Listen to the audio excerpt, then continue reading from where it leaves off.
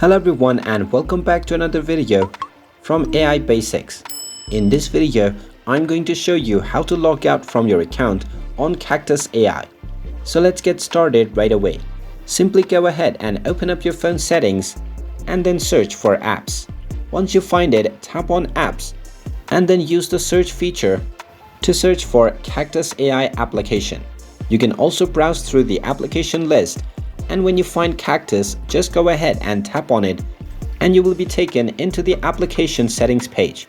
Just tap on the force stop button at the bottom right corner first to stop the application, and then tap on storage.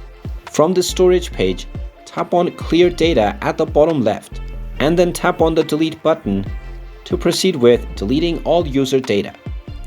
When you do this, all of your login information will be removed from the Caktus AI application. And there you have it. That is how easy it is to log out from Caktus AI. If you find this video helpful, make sure you hit that like button and subscribe to our channel if you haven't done so already.